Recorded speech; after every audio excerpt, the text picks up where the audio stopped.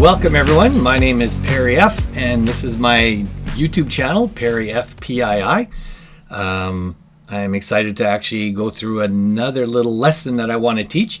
I'm hoping these kind of things will actually help those that are new to doing their journey into managing their portfolio, especially a passive income portfolio, which is, in my opinion, it's handled completely differently than a growth portfolio and how you try to manage it and rebalance it.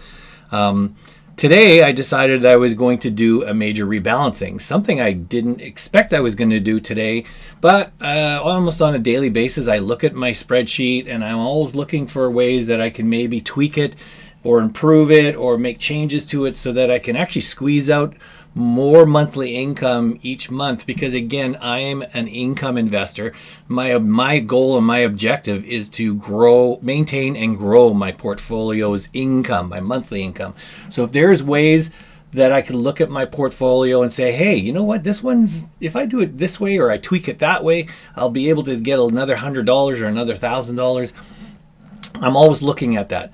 Well, today actually I had one of those aha moments looking at it, and I want to go through with you what my decision making was on what I saw and the decisions I made on the type of rebalancing I was going to do. I ended up, as you can see already in the title, I ended up adding $1,300 more to my monthly income because of this, and I'm so excited to actually show you how I came up with this thought process. So, without further ado, I'm going to bring you up with my world famous, overly complex spreadsheet. I'm actually going to show my spreadsheet from yesterday, which was before I made the changes. And then I'm going to show you my spreadsheet version today after I made the changes and after I made all my sells and buys. So let's go over to the first one, which is my old spreadsheet. This is before I made the changes. All right. What you're seeing here is my portfolio spreadsheet, and I'm actually on the portfolio tab. The portfolio tab is the tab that basically aggregates all my accounts together, and I think I'll say it again because people may have not seen this spreadsheet before. At the very bottom, you can see all of my accounts. There's my 4 RIFs, which is this one, my wife's RIF, my LIF, and my other PIIverse. Then there's a non-reg, which is out of the picture here because that one I've only focused on growth stocks in there, so that one's out of the picture. There's no income ETFs in there at all. And then the other two that you see in the bottom corner is my my TFSA and my wife's TFSA. All right, so let's look at this. When I was looking at this, I'm always trying to make sure that I have a good, well-diversified balance of sectors and geographies and Canadian versus US and a whole bunch of kind of things. And I don't want to typically be too much overweight on one thing or another. And, you know, for example, I don't want to be too much into anything of cryptocurrencies and Bitcoin and stuff like that. Even though when you look at a lot of my ETFs, I do have actually a pretty big weighting of them, which is not surprising because anything with the cryptos is usually high volatility, which usually allows these covered calls writing against them to be higher because the more volatile, the more income they can get out of their options. So, but one that sort of caught me off guard, and it actually, it's interesting. I didn't notice this long time ago. So I built my portfolio up about 2.5 years ago. I built it up and actually finished building it in November of 2023. When I did that, there were two accounts, my LIF, which I'm going to show you over here, and my PIIverse. My thinking back then, 2.5 years ago, is as a way of being more conservative, because I basically commuted my pension. So I thought, okay, if I'm commuting my pension, I don't want to be as aggressive. I want to be more diversified than normal with my LIF and my PIIverse, because when you commute a pension, it will go into your LIRA or LIF, which is this one here.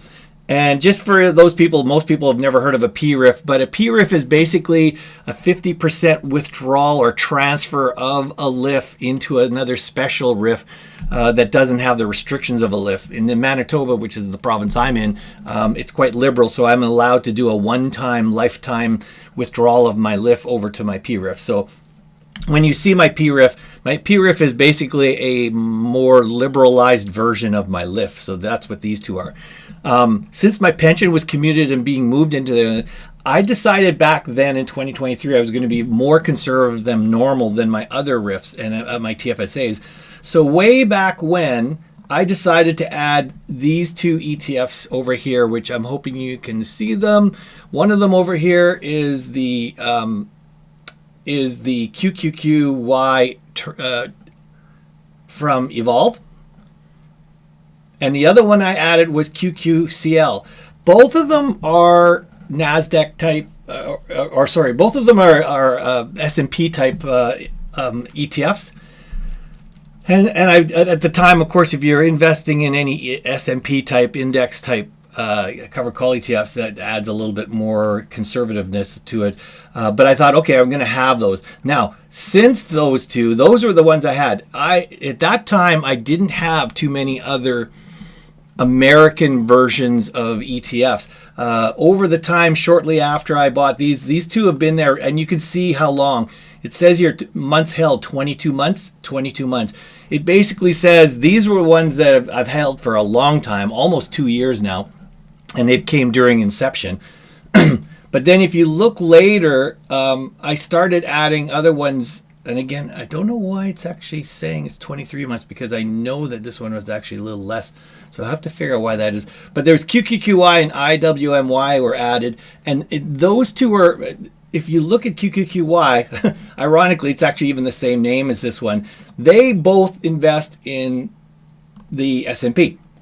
Well, and then the other one is, and Global X also invests in the S&P. So then I thought to myself, okay, I already got holdings of QDTE, which is another one that invests in the S&P.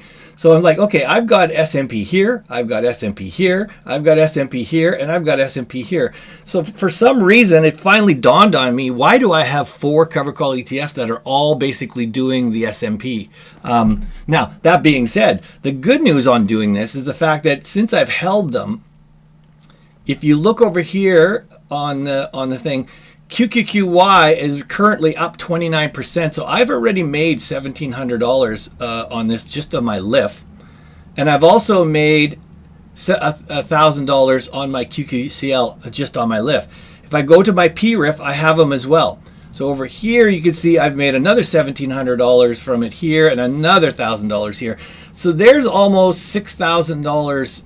Oh, actually, more than 6,000. There's like 2, 3, 6, yeah, about $6,000 of investments, of gains, of capital gains resting inside of these.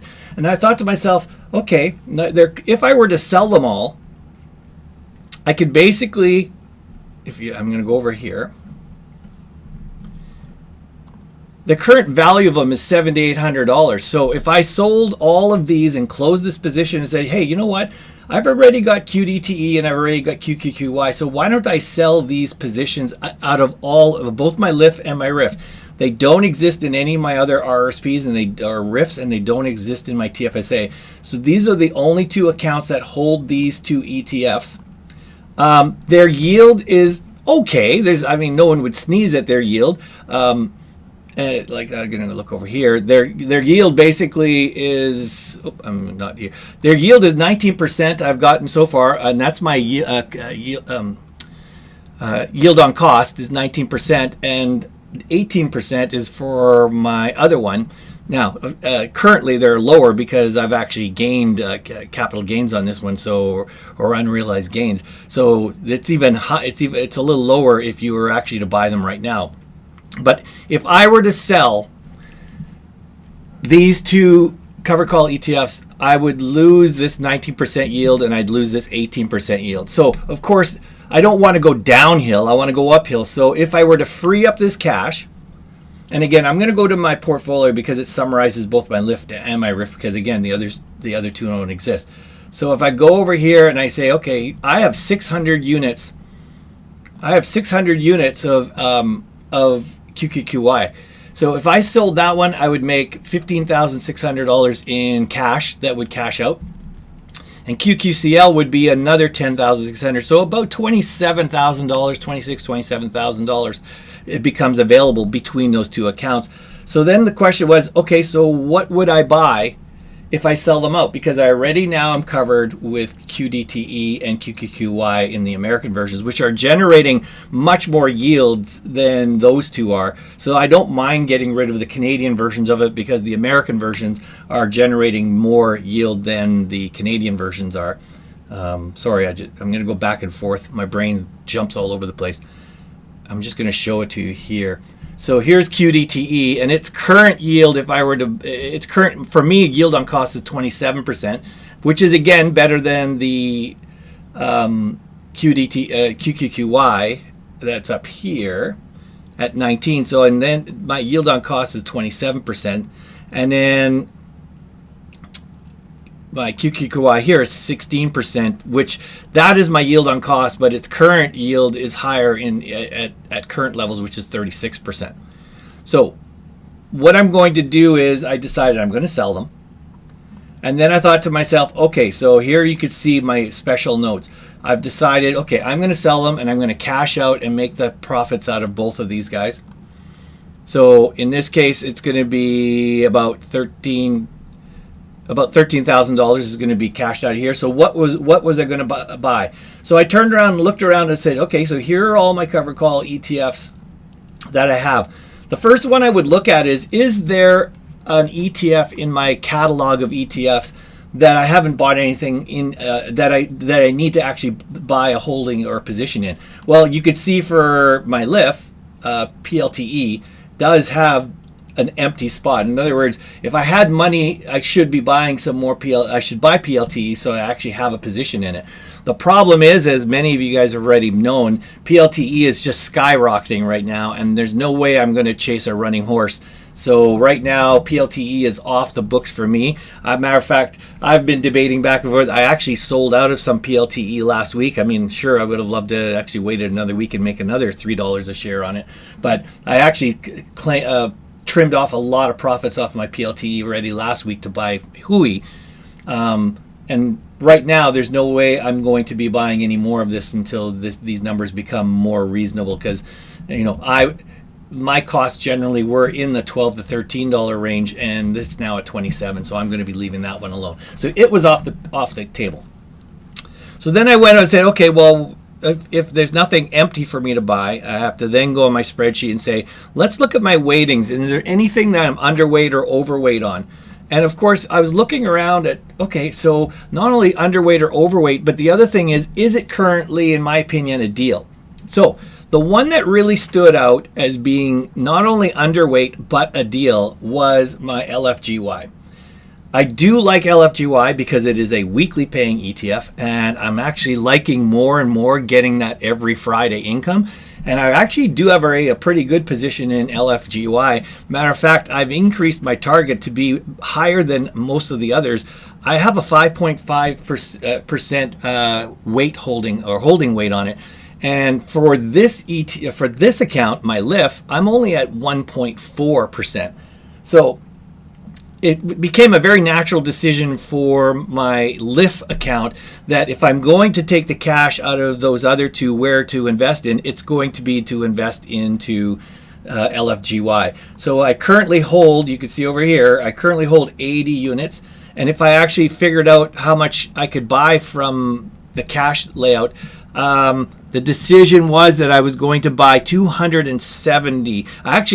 I could only afford 260, but I did have extra cash in the account. The reason I went to 270 and not 260 is the fact that by adding it with 80, it gives me an even number, and I'd rather use an even number, like something like 200, 350 or 400. But I don't like going in the things that are not 50 or 100. I mean, I do have that, but I would prefer not to. So I decided I'm going to buy 270 of them. And that'll basically consume all of the profits, gains, and just money that came out of that sale for LIF. Now, in the PIIverse, I went through the same process again. My first process was, is there anything listed in my PIIverse that hasn't been purchased yet, and there's basically a hole missing in my account. Well, in this case, yes, I do have Hui. Now, Hui is a little bit higher than it was 2 weeks ago when it was ex-dividend date, and I got it for $64.95 or $65.20 in that range. It's now almost $68, but it's not horrible, and it's at a point where I did want to buy this. So I didn't have to look any further. It was the only RIF that I didn't have a Hui position. So I decided with this one, I was going to use all the cash to buy 100 units of Hui. Now, I could have actually bought 130 units of it, but I wanted an even number, and I'm going to hold the rest of my cash later on, because on Thursday and Friday, which just coincidentally enough, tomorrow and the next day, the 7th, the 8th, and the 9th, that's when the best payouts for the entire month come. All the Canadian covered call ETFs make their payments in the next 2 or 3 days. So all my accounts are going to start becoming flush with cash, as all my Canadian ETFs are going to pay out, as well as all my weeklies will pay out, as well as YBITS monthly is going to pay out. So these next 3 days, all my accounts are going to really build up very quickly in cash. So I figured, okay, I'll just hold some of my PIIverse cash, merge it with the money that's coming into all my accounts in the next day or two. I have to, on the 15th of the month, all my RIFs pay out their withdrawals, their mandatory withdrawals, because that's what a RIF does. It pays out. So I have to also make sure that all my RIF accounts have enough money to pay out their withdrawals and leave the portfolio. But then after that, all the money that's left extra on that is money that I can use for more redistribution. So I decided with my PIIverse just to leave this extra cash in and add it to what's coming, and then I'll just make some nice buying decisions in the next couple weeks. Okay. Now, another reason I was rushing this, and I could have said, I'll do it maybe next week, or I'll do it another. The reason I actually wanted to do it today and not tomorrow, it actually had to be done today, is because QQQYT and QQQCL, they've already passed their ex-dividend date. I think it was late last week. And as such, I will get the distributions from them, even if I sold them today. So for those of you that don't understand how distributions work or dividends work, if you held the ETF or the stock on the ex-dividend date, you are entitled to basically before the ex-dividend date, so the day before the ex-dividend date. If you hold it as it goes into the ex-dividend date, you are entitled to get the dividends from those ETFs, even if you sell it on the ex-dividend date or the day after. So I can sell these and still I will get the distributions for them in the next couple days, and I'm going to show you how much I'm going to get. So in this case, I'm going to get, I'm just going to go here. In this case, I'm going to get $192 and $133 from these two. I think it's going to be on Friday, actually, coincidentally enough. So even though I've sold them today, I will get that money from them because I've held them beyond the the oncoming ex-dividend date. Okay. Now, the reason there's a second part of this. I wanted to sell them so I could buy LFGY, because LFGY is a weekly paying ETF and its ex-dividend date is tomorrow. So if I bought LFGY today, and I did, and I bought 270 more units of it, I will get the distributions for this purchase today on Friday as well, because I bought them before tomorrow's ex-dividend date. So I get the dividends from my old QQY and QQCL. I get the additional distributions for buying LFGY, and Hui, I just get it when it's next turn. So there's no time issue with Hui, because Hui's about 2 weeks away. 2 weeks away. So in 2.5 weeks, Hui pays. So I had no rush in buying them for my PIIverse, but I figured that's what I'm going to buy anyways. Before the reason I wanted to buy it sooner than later, because slowly but surely Hui is going up in price. So I want to make sure I buy it now, because next week it could be at 69 or it could be at 71 or 72. So I wanted to buy it closer to what the ex-dividend price was, and that's what it is. So that was my thinking. Now, after I did that, I said, okay, so here was my execution. So when I'm actually doing my trades, I now have a rebalancing plan of action. My rebalancing plan of action is to sell all my QQQI and all my QQCL out of my LIF and my PIIverse. The money that comes out of those, and you can see I've actually wrote it here. So here's my PIIverse, close and close. So that means sell these two off. Then the next thing I was going to do after that is go into my LIF and make a trade to close this one and close this one. And the nice part is I then capture these beautiful profits, about $6,000 worth of profits have now been fully capitalized. In addition to, and sorry, I should add this, in addition to the fact that, I'm going to add this to this because some people might not think about this. So not only did I make a $6,000 profit on it, but my total gains of holding these for the last 2 years, I also collected $3,600 in distributions from this one and $2,400 in distributions from this one. So not only did I make $6,000 capital gain by selling them, I also made another $6,000 in distributions holding them for the last 2 years. So that's $12,000 in total gains, capital gains, and distributions on these two covered call ETFs. I actually am a little sad having to sell them because they've been such good hard workers for me, but their yields are mediocre for me. I like anything over 20%, 19, 20%. These two have been on the borderline of good, but there's so much better options out there that I can actually increase my yield. And so that's why I just wanted to point that out. So you can see I've closed them, and then here you can see my third trade for my LIF is going to be then to buy LFGY. And my third trade for my PIIverse account is to buy the Hui. And again, I was going to buy 100 of the Hui. I was going to buy 270 of the LFGY and close. Now, you could see this is my spreadsheet before I did the executions. And I want to point the before and after because this shows you how the improvement was. So now I'm going to switch to my new spreadsheet, or the newer version after the trades happen. So now I go over here and I'm on the after the sale. So what you're going to notice here, and I'm going to go back and forth on here. Sorry, I'm just going to move over here.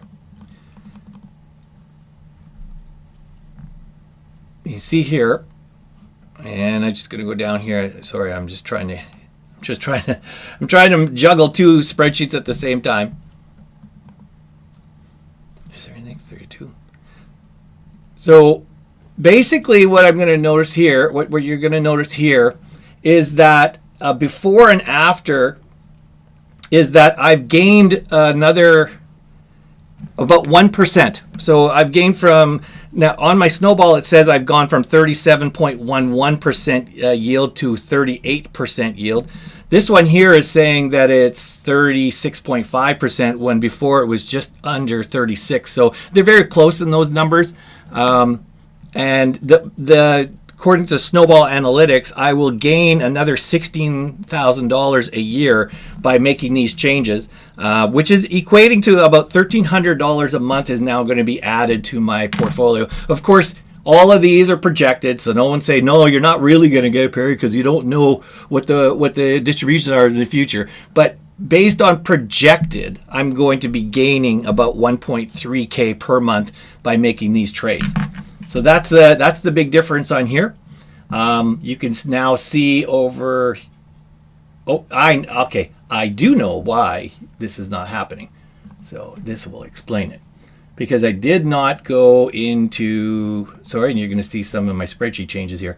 So in here, I'm basically saying that I sold them. So this is now is delete, it's 0. And this one here is delete, it's 0. So I've actually sold those. I didn't take those out of the equation. That's why my spreadsheet numbers were off kilter a little bit. Okay, so now they're gone. And now if I look at my portfolio, it should be better numbers here. 36.8. Yeah, so now it makes more sense. So my spreadsheet is saying that before I did the changes and rebalanced my account, it was 36, and now I'm at 36.8. Snowball Analytics is pretty close to that. It's saying it went from 37.1 over to 38.2. But generally about just under 1% improvement, and again, 16K a year that's being added. So that's sort of it. I just wanted to do this video because I think it's helpful for people that are just starting their journey to actually have sort of a visual of some of the thinking processes you do as your portfolio becomes more popular or bigger and more complex. You got to know that you want to really know your portfolio really well. And that's why it's really important to actually, review it all the time, have good charts and spreadsheets, or not even spreadsheet. Even if you have something like a Snowball or a Blossom or a Yahoo Finance that basically is tracking your entire portfolio and all your accounts, it's good to keep on top of it, to know what each one of your ETFs is doing. You should really know them quite well, because this is how I knew that I could easily rebalance this, because I actually knew that 4 of these ETFs were all on the S&P. So why not actually get rid of 2 of those 4, because I was overweight. So in retrospect, now I actually am gaining another $1,300 a month. And the other thing that's really nice about this rebalancing is my catalog of 29 ETFs is now going to, once I update my spreadsheet, I'm dropping by 2. So I have 2 less ETFs now in my catalog because they are now closed positions. I will now only have a catalog of 27 ETFs as opposed to 29 ETFs. So, 28, and then it's going to go to 26 ETFs from 28 ETFs. Which again makes life a little bit easier for managing the portfolio. All right. Anyways, I hope that helped. Maybe it's a little long-winded because Perry does do a lot of talking, and I apologize in advance for that. But anyways, I hope that helped. And this was my little rebalancing portfolio update. Until next time, happy investing, everyone.